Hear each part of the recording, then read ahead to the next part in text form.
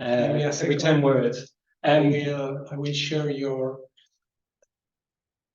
Apologies, Richard and Juan wrote my paper a couple of weeks ago, and this is going to be a much more condensed version of a similar paper. So you won't have to put up with it for quite so long.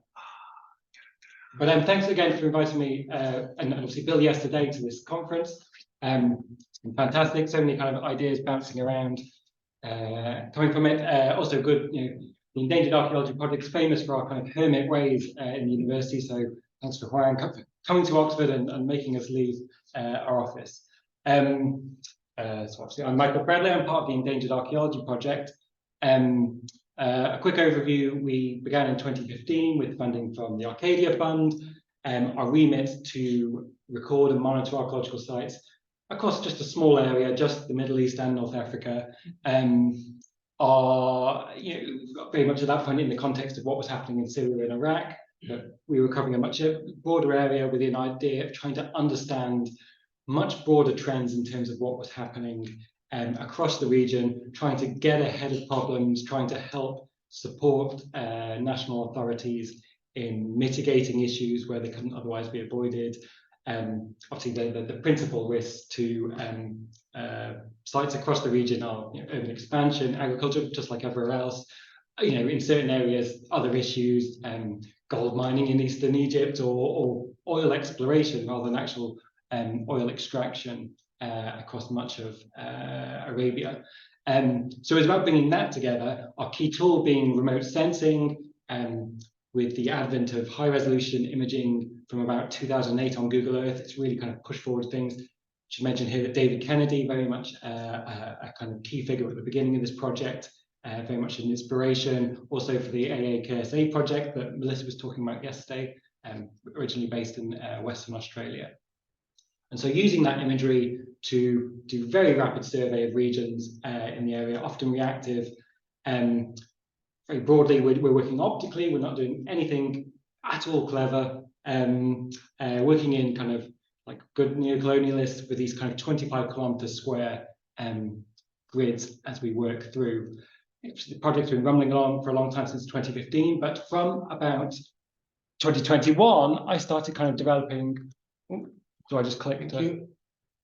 Yeah. Okay.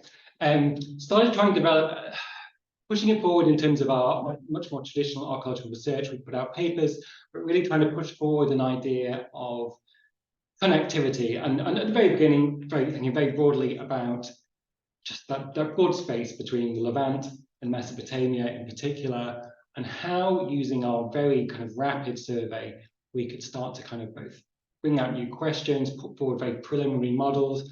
Obviously, remote sensing comes with all sorts of problems, and positives. With the advent of free imagery, it's cheap, it's easy, we can do a lot in a short amount of time. And obviously in an arid region where very little vegetation, but also then building without vegetation, sites are often very visible. It's obviously reproducible, it's affordable, but we are using free imagery, so we're very much dependent on what we're getting. So there is that bias coming in. We have that massive horizontal scale, and also the ability to work beyond borders. Obviously, yesterday was mentioned talking about the very exciting work coming out of Saudi Arabia, but with that, the very positives from where we're seeing investment in heritage, we obviously have to see the flip side of some countries remain inaccessible, incredibly problematic. Syria, Yemen, see what we're seeing happening, unfolding as we speak in Gaza. But it allows us within, and we have a very careful ethical framework of how we do this and how we then make data open to researchers. And that was obviously a key thing. We are producing far more data than we can possibly work with. It's coming out of our ears, and we really want to promote use and for people to build on our work, to question what we're saying and take it forward. Obviously, within the optical identification itself, there are issues over human error, and obviously we're only able to detect certain sites. But there are huge kind of, on the balance of those scales, we can still do so much, and we can build on the strengths whilst acknowledging all the issues with the kind of data we're producing in the first place. So very quickly, this produced some amazing results. Our first big survey in the Eastern Nafud, this was just me kind of dropping in, what could be here, because nobody thinks anything's here. So last year with Maria, who has just left, but also Francesca Simi, roughly 2 weeks of surveying, we added 400 or around 400 new kites to this region, in a region where we didn't know there were any of these largely Neolithic kites. Subsequent work by Rod Trinket here in Australia has added another 200 to that. So within that region, 600 new kites, plus a huge range of other monuments, principally prehistoric funerary monuments or cairn-form monuments. Following on from that, working with Sarah Gingle in Latrobe, a rapid survey of the NEOM impact area. This is the mega city that we thought wasn't going to be built, but it looks like they're actually building it. I'm not an engineer, it doesn't look like a good idea, but they're doing it. I think there's going to be some winter games up here. I mean, it's a sci-fi dystopia. Again, really exciting results in terms of prehistoric monuments being identified. Here's one kind of unique example of a possible Nabatean Roman caravanserai fort structure found partway through this area that hadn't been identified before. A lot of it remains at risk, even though a lot of money is being poured into the archaeological survey of the area on the ground. It's likely we will lose a lot of these sites without record, sadly. And then following on from that, I'm now between those two survey areas and just in the process of writing up this zone in between. So roughly from the Wadi Sirhan to the Wadi Tabuk. Very aware of the next two speakers are going to be talking about sites in and around this area, or worked in sites in and around this area. Making me a little bit nervous. So I'll be talking in the broader terms, and again, these are all very preliminary ideas I'm putting forward. So that's just lots of shapes on a map. So coming back to, there are certain site types that have such a distinct morphological signature that kind of ambiguity of site interpretation can largely be put to the side, that we can be fairly sure that when we identify something as a certain type of feature, we know what we're looking at. So we're going to talk cutting out a lot of the sites that we have recorded. So these maps are going to look a lot better than they actually are on the database. We're going to look at 4 main types of site across this region. So obviously, we've already talked about the desert kites. Now these are often understood, purely in terms of being hunting structures. I fully follow that, but that's very much the interpretation to beat in terms of what they were used for. The idea of these long guiding lines, possibly passively feeding game, mainly gazelle, into this area in which they could be hunted. Now, I would take that forward, and I kind of feel that there is more to it. There was a monumentality aspect to these structures, and taking monumentality in its broadest terms, everything will be in the broadest terms, of elaboration of scale and embellishment, that take it far beyond its kind of primary functional purpose. And we arguably see this with other types of monuments across the region at different times. I feel, particularly with the kind of the Eastern Jordanian site type, I'm going to very broadly, again, discuss these as being star-shaped kites, but there is a larger range of kite types within there. Really exciting dating work that's come out in the last couple of years, putting them to around 7,000 BCE, obviously give and take, and within a very small sample of a huge distribution of monuments, now in the thousands across the region. I would argue that there are various things going on that would suggest that there is more to them. The process of kind of absolute reconstruction, we can see the ghost kite underneath, rather than just repairing and enhancing. We see almost a life cycle, much like the muster till that Melissa was discussing yesterday, and just this mad elaboration of scale that makes them seem almost impractical, or actually were practical, as devices with guiding lines sometimes going on kilometers, amazingly keeping relatively straight lines over difficult undulating landscape, in a way that we don't really see until thousands of years later, in terms of physical monuments. And I suggest that maybe they're, as much as anything, they're about bringing communities together to actually construct and reconstruct them. And they also provide almost not a sanitized, but a theatre in which hunting can take place, that can bring in much broader elements of a community that can no longer be involved in open hunting, the elderly, the young, possibly gender groups within there as well. allowing much wider communities to come together to a fixed point and engage in this. And I'm not really comfortable with the mass kill idea of these kites. Again, so many of these things haven't been proven conclusively, but maybe there is something much more performative in here, or a much more controlled culling process, because we have so many kites. And if each one was used, then they would be gone in no time if they were working as we thought. So just obviously don't have to agree with me, but just follow me with on that point for now. I don't have to talk about Mustatil much because Melissa did yesterday. We're going to hear more about Mustatil next. So again, a little bit later, 6th into 5th millennium BCE. But here, unlike Gazelle, we're talking about structures that we believe are linked to pastoral cattle herding communities. Not much talk so far of pendant structures. So this is large cairn form with rows of smaller cairns leading off. A wide variety of types. This is an example, obviously, from Jordan, taken by the Palmy project. We're going to say broadly, roughly, 3rd millennium BCE, and in some cases, and we have examples of reuse in the 1st millennium BCE.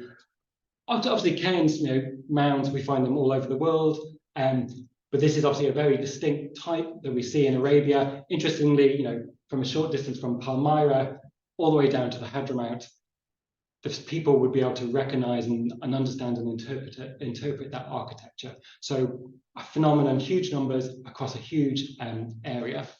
And alongside those, date-wise, are what we call ring cairns. Again, there are analogies in southern Brazil of something very similar in the pre-Hispanic period, but here, very distinct, again, similar date.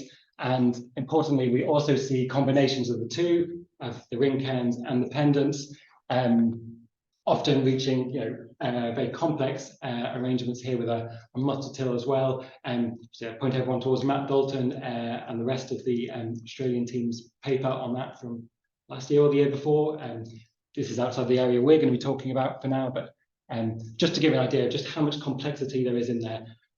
Within our very broad EAMENA projects, we record things at a very basic level because we're covering such a wide area. We use very specific fixed terminologies. So we are just recording pendants rather than some of the types that people have discussed, and the typologies of pendants and ring tombs that people have discussed.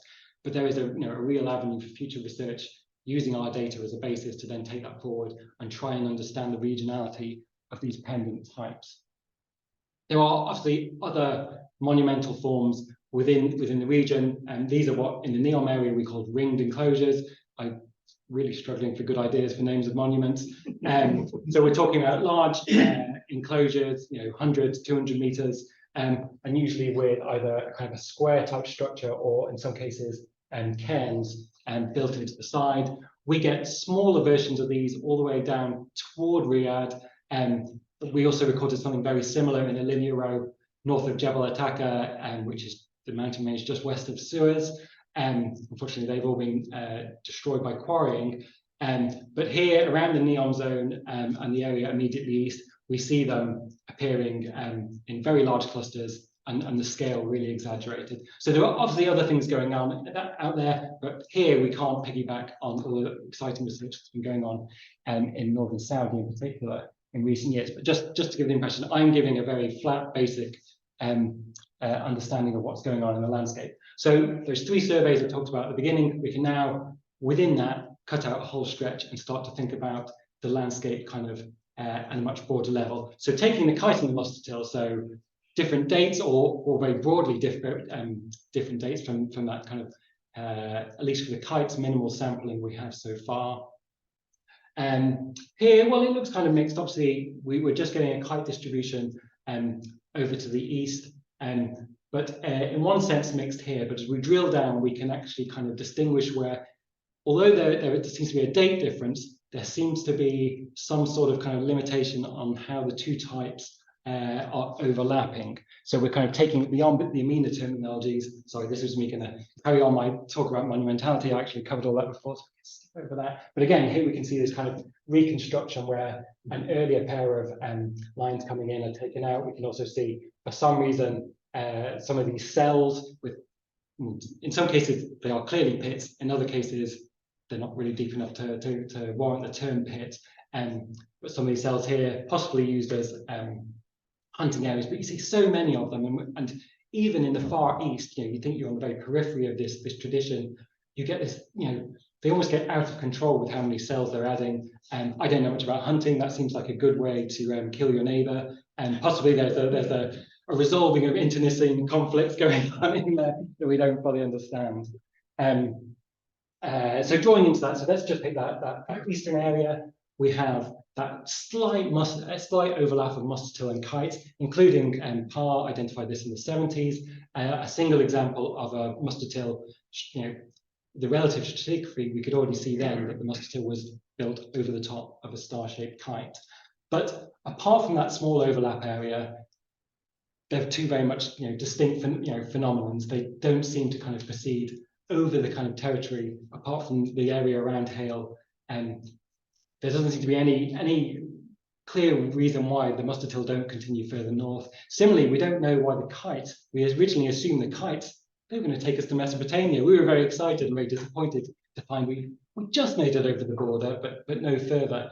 So why they almost seem like buffers to two different traditions. Interesting, this area here, a labo where we have almost only kites, nothing else, suggesting that at the end of the Holocene humid period, this area was no longer kind of really viable as a place to build your kind of Bronze Age tomb types. Moving to that central area, sorry, it's really bad of me to just keep jumping between different surveys with different symbols. So again, we have that overlap seemingly of muscatel and kites. I'll note here that down here we have a different kite tradition, the V-shaped kite, and we believe a kind of 5th to 3rd millennium BCE, but we don't really have any conclusive dating on that. But interestingly, a hard boundary with the Wadi Tabuk, where we don't, it's obviously a different geology, but we don't have any overlap where you think you might have some overlap. In terms of with the star-shaped kite and the muscatel, here I've created an arbitrary division between small, medium, and large muscatel. Small muscatel up to 50 meters in length, medium muscatel 50 to 150, and large 150 and beyond. The large, ignore this one. I've already decided that that's not a muscatel. Not just for this paper, just I genuinely just changed my mind, but not created a new image.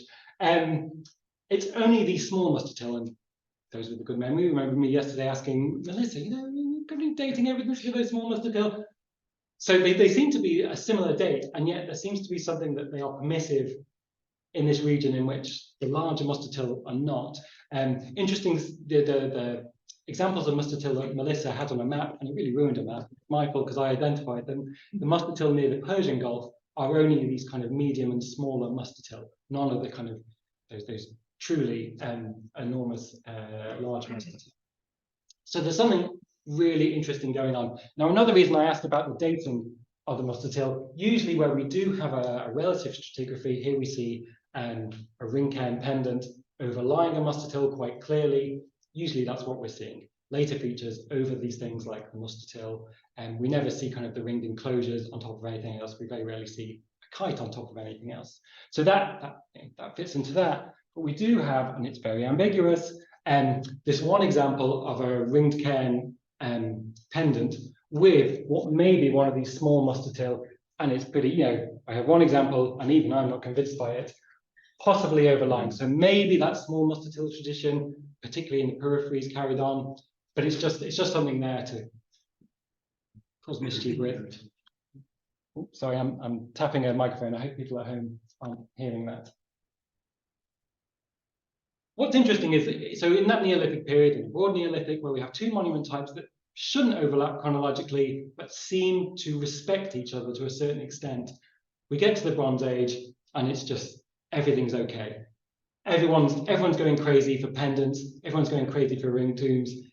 We get them across this area. The ring tombs, the ring cairns, sorry, don't have quite the distribution of the pendants. They go kind of into the Western Desert, and a little bit into Syria, but much lower numbers. Similarly, going south, you don't really find the ring tombs, the ring cairns, by the time you get to Yemen, and really they're kind of dropping off. Although in southern Saudi, you do get this kind of ballooning of some ring cairns, which are, kind of have a 200-meter diameter. I think it's 200 meters. Let's say 200 meters. Nobody check me on that. What's interesting here, so obviously we have these complex cairn-form structures. We're also recording cairns, but there we could be talking late Neolithic, we could be talking pre-Islamic. We can't be sure. But when we overlay this, we see, roughly a similar distribution, but the coastal strip, we don't get those monumental desert tomb types. I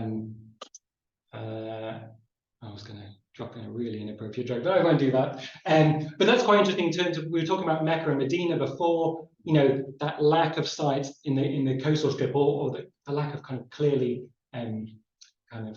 these really distinct monument types in the region around. Why this is happening, and obviously this is fitting in to a much broader Levantine tradition, but for some reason, we have a couple of examples, but we don't see that kind of mass grouping where you would expect a lot of activity in the coastal zone. So again, I'm just kind of throwing out, there's lots of really interesting things going on. I'm not going to kind of get close to trying to explain them, but what kind of happens next, and I don't really have something to show this because it's kind of quite dull, is that although we have the kind of reuse of some of these kind of the pendants and ring cairns, first millennium BC, we don't see a continuity of that absolute monumentality in much of the desert region. Instead, we see this kind of activity increasingly focused on both the settled agricultural lands around the periphery, or in the kind of major wadi systems. Obviously we're hearing so much talk about Padan, and we're going to hear about Korea in a moment. Ignore some of these symbols. But yeah, and why that's happening, I don't know. But there's no attempt to create, and obviously that's not to say that there aren't really interesting things going on. There really are interesting things going on, and we're seeing lots of evidence for that, and particularly in terms of kind of rock art and inscriptions. But we're not seeing an attempt to create any new identities. There's nothing new coming into the region in terms of that investment in monumentality. I mean, you could just say maybe people have moved beyond the monumentality, but certainly within these centers of civilization, that's not the case. We do still see massive investment. Very broadly, we could say, well, obviously there may be environmental factors at play. Maybe everything is just becoming too marginal. There could also be just the rising centrality of the settled agricultural zones in terms of economics in all its manifestations, and also political power. And it's, listening over the last 2 days, it's interesting how we talk about this later period, and people are talking about caravan routes. We're not talking about these places as, well, maybe we never really were talking about these places as centers, but we're seeing this truly kind of, those kites are exceptional, and obviously vertically they're not huge, but the investment, and obviously the evidence coming out from the French team's work of how complex these groups were is incredibly exciting. That there is so much going on, and yet that kind of seems to shut off after the Bronze Age. There are some things going on, and so a paper came out a couple of weeks ago about the large circles from Syria and Jordan, giving a second millennium date, but we don't have many of them. There are actually, one of my other images, there are 2 in this area, but that's 2 compared to all those kites all over Mustard Hill. Yeah, there's something going on. Some interesting, obviously we keep coming up with quite interesting finds. They're very excitingly named Tabuk South. This is south of Tabuk, as the name suggests. A large fortification, possible settlement, plus other settlement elements, and possible field systems in the vicinity. So even in that later period, there's more to find. But again, we're in the Wadi Tabuk. We're not out in the kind of true desert anymore. Although, talking about that idea of the true desert, someone mentioned before about just almost a hint of the surprise of finding these poem inscriptions in the Basel Desert near Tabuk. And once upon a time, I would have completely agreed, but now I kind of think, well, of course you would find them there. It's all going on there, and obviously that reuse of the Bronze Age tombs in the first millennium BC, suggests that people, are still aware of these, still respect them, and still want to kind of inhabit them in different ways. And yet things are, oddly, the world seems to be becoming smaller in one way.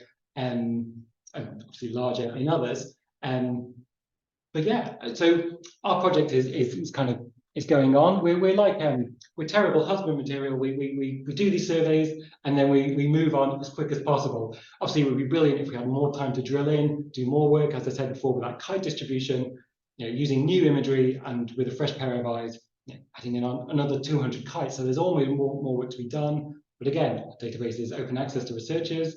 It's there to be used. And while our project is still going on, not only should you use it, but you could even ask us to help, rob us of our data.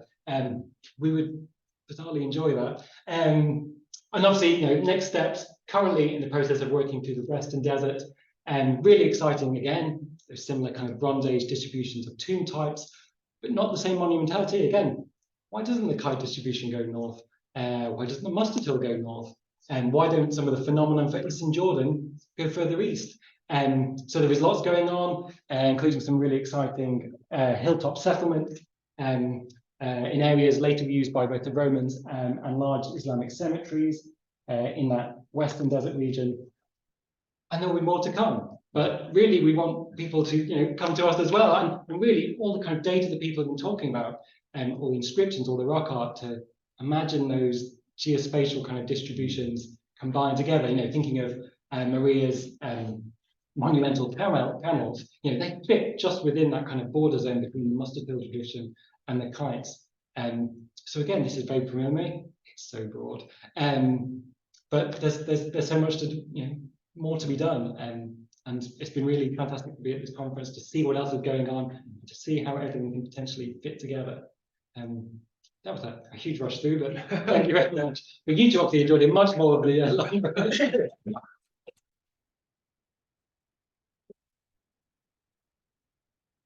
Thanks a lot, Michael, for such a pleasure. great presentation. And of course, we will have plenty of questions in the discussion part, because it kind of it overlaps both the topic and the time with what Wael and Marcia are going to present right now. So